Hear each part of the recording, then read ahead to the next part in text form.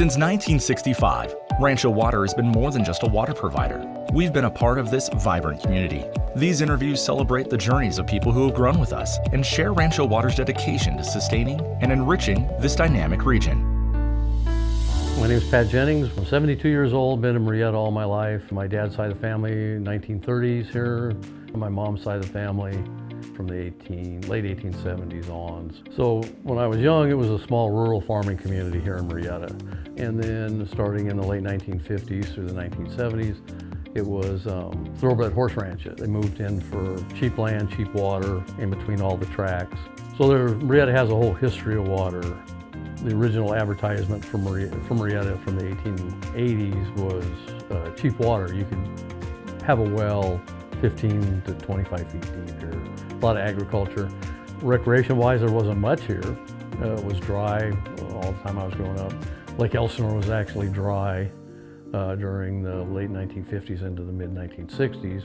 What we did have was the Murrieta Hot Springs. That was the other source of employment. I started working out there when I was 12. And other than that, you swam in one of the 2 or 3 reservoirs they had around here, so that was about it. My wife and I have been married 45 years, and people in town knew we were interested in things like this. We put on, one-day displays like for the Centennial in 1985, and we come home and there'd be a box on the porch and say, hey, keep it for a future museum. And so we did, and then I retired in 2015 and formed a historical society, and then after about a year's worth of work here, we opened the museum and been going great guns ever since. If I had known that I was going to do this, I would have paid more attention when I was growing up. So. Down the street, just before you get to Washington Avenue, there's a little residence down there called the Doolittle House. It's the oldest house in Murrieta. It's probably the one that's remained pretty much in original shape. This building here, about 1920, was a kit house. Most of the old houses were kits. The basic part of this structure that hasn't been modified, all redwood.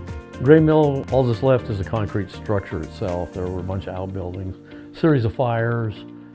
Paranormal groups work through and they find things, and they've been here and they get some activity. As far as anything really crazy out there, no.